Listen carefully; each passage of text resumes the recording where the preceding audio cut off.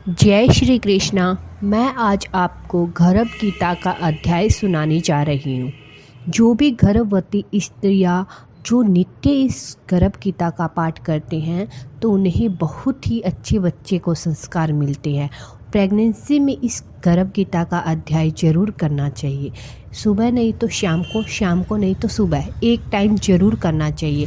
हनुमान चालीसा, गर्भ चालीसा और गर्भ गीता का पाठ अवश्य करना चाहिए। चलो अब स्टार्ट करते हैं गर्भ गीता का। श्री कृष्ण अर्जुन संवाद। भगवान श्री कृष्ण का वचन है कि जो प्राणी इस गर्भ गीता का पाठ करता है सो पुरुष फिर गर्भावास में नहीं आता।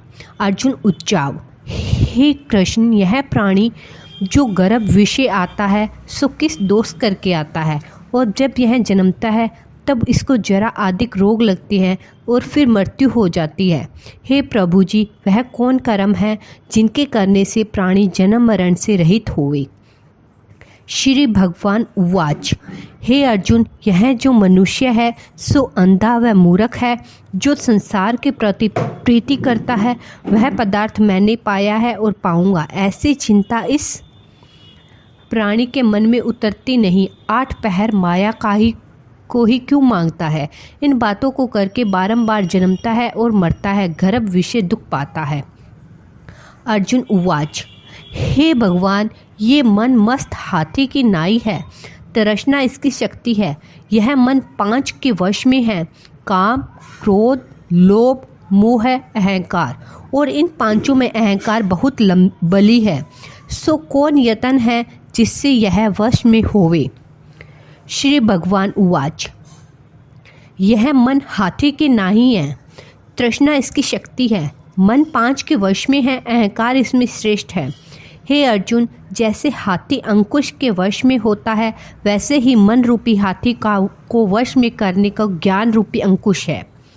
अहंकार से जीव नरक में पड़ता है।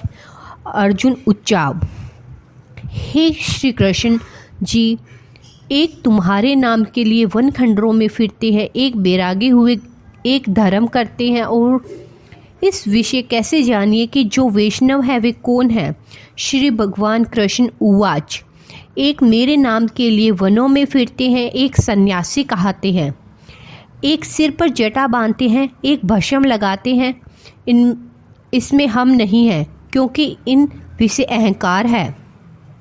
अर्जुन उवाच, हे भगवान, वे कौन से पाप हैं जिससे स्त्री मर जाती है, जिससे पुत्र मर जाते हैं, और नपुंसक किस पाप से होते हैं। श्री भगवान उवाच, जो किसी से कर्ज लेता है और देता नहीं है, इस पाप से स्त्री मरती है, और जो किसी की अमानत रखी हुई पचाए लेते हैं उनके पुत्र मरते हैं। जो किसी का कार्य किसी के गोचर आए पड़े वह जबानी कही कि मैं तेरा कार्य कर दूंगा, जब समय पड़े तब उसका कार्य नहीं करे, इस पाप से नपुंसक होते हैं। ये बड़े पाप होते हैं। अर्जुन उवाच, हे भगवान, किस पाप से मनुष्य सदा रोगी रहता है, और बिल्ली, स्त्री और टट्टू का जन्म किस पाप से होते हैं। श्री भगवान उवाच, जो मनुष्य कन्यादान करते हैं और इस दान में मूल्य लेते हैं वे दोषी हैं। वे मनुष्य सदा रोगी रहते हैं।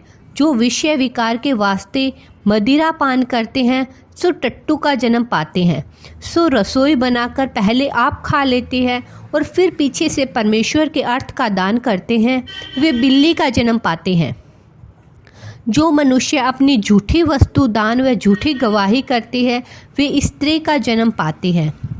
अर्जुन उवाच, हे श्री कृष्ण, कई मनुष्यों को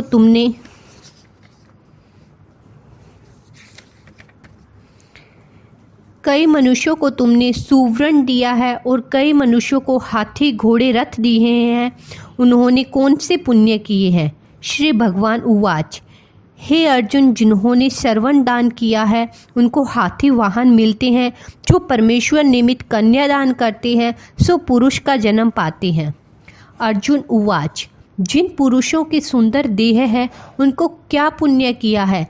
किसी के घर संतति है, कोई विद्वान है, उन्होंने कौन सा पुण्य किया होगा। श्री कृष्ण उवाच, हे अर्जुन, जिन्होंने अन्नदान किया है उसका स्वरूप सुंदर होता है। जिन्होंने विद्या दान किया है वे विद्वान होते हैं। जिन्होंने संतों की सेवा की है वे पुत्रवान होते हैं।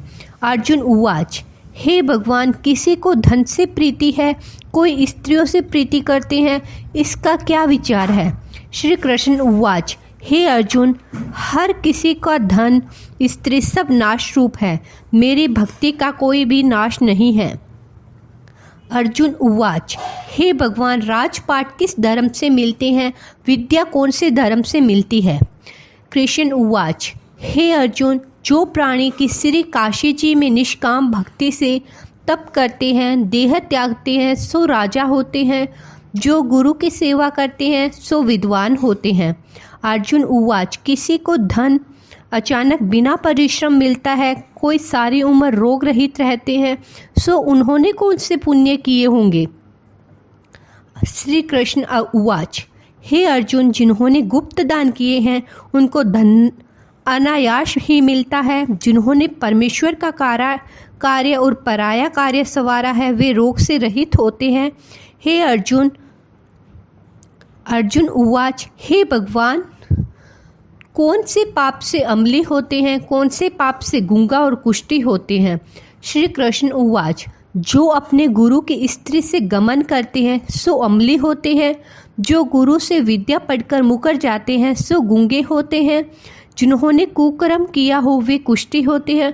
अर्जुन उवाच, हे श्री कृष्ण जी, किसी की देह में रक्त का विकार होता है, कोई दरिंद्री होते हैं, किसी को खंड वायु होते हैं, कोई अंधे होते हैं, कोई पंगलू होते हैं, कोई स्त्री बाल विधवा हो जाती है, सो कौन से पाप से होती है?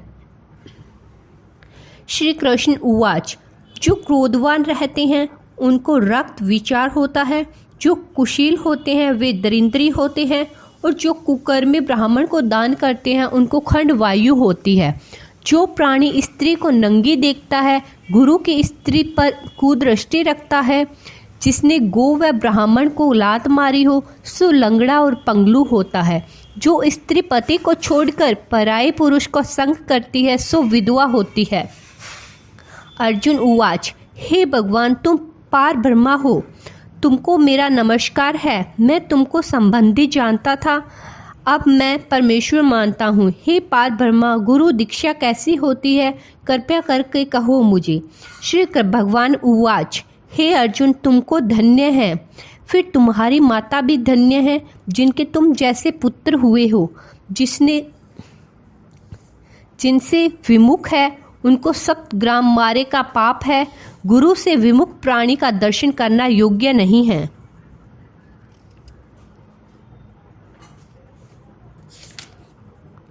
श्री भगवान उवाच, हे अर्जुन, तुमको धन्य है, फिर तुम्हारी माता भी धन्य है, जिनके तुम जैसे पुत्र हुए हैं, जिसने गुरु दीक्षा पूछी है। हे अर्जुन, सारे संसार के गुरु जगन्नाथ है।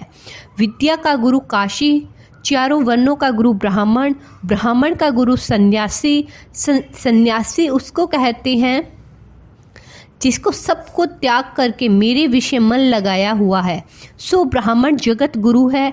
हे अर्जुन, यह बात ध्यान देकर सुनने की है कि गुरु कैसा हो, जिसने सब इंद्रियां जीती हो, जिसको सब संसार ईश्वर रूप नजर आता हो।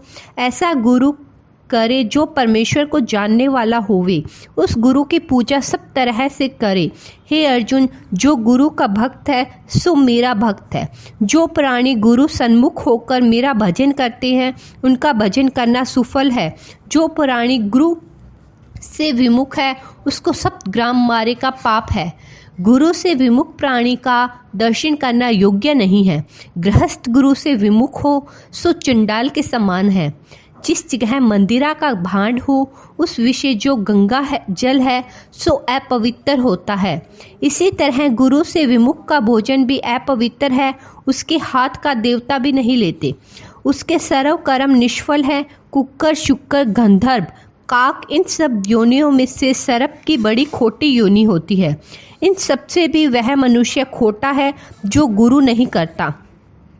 गुरु बिना गति नहीं होती, अवश्य नरक को जाएगा। गुरु दीक्षा बिना प्राणी के सब को निष्फल होते हैं। हे अर्जुन, जैसे चारों वर्णों को मेरी भक्ति करना योग्य है, तैसे गुरु धार के गुरु की भक्ति करनी, सेवा करनी योग्य है। जैसे सब नदियों में गंगा श्रेष्ठ है, सब व्रतों में एकादशी का व्रत श्रेष्ठ है, वैसे ही अर्जुन सबसे गुरु सेवा उत्तम होती है। गुरु दीक्षा बिना प्राणी पशु योनि पाता है, 84 में भ्रमता रहता है, सब कष्ट भोगता रहता है। अर्जुन उवाच, श्री कृष्ण जी, गुरु दीक्षा क्या वस्तु है? श्री भगवान उवाच, हे अर्जुन, तुम धन्य हैं। गुरु दीक्षा दोनों अक्षर हरि नाम, इन अक्षर को गुरु कहता है। यह चारों वर्णों को जपना श्रेष्ठ है। हे अर्जुन, जो गुरु की सेवा करता है, मेरी सेवा करता है, मेरी उस पर प्रसन्नता है, वह 84 से छूट जाता है, जन्म मरण से रहित, नरक नहीं भोगता। जो प्राणी गुरु की सेवा नहीं करता सो 3.5 करोड़ वर्ष तक नरक भोगता है। जो गुरु की सेवा करता है उसको कई अश्वमेघ के पुण्य का फल होता है। हे अर्जुन, हमारे संवाद को जो प्राणी पढ़ेंगे और सुनावेंगे सो गर्भ से दुख से बचेंगे, उनकी 84 कट जाएगी। इसी करके इस पाठ का नाम गर्भ गीता है। श्री कृष्ण महाराज के मुख से अर्जुन ने श्रवण किया। गुरु दीक्षा लेना उत्तम कर्म है। उसका फल यह है कि नरक में 84 से जीव बचा रहता है। भगवान प्रसन्न रहते हैं, भगवान खुश रहते हैं, भगवान हमेशा अपनी छाया बना के रखते हैं। धन्यवाद।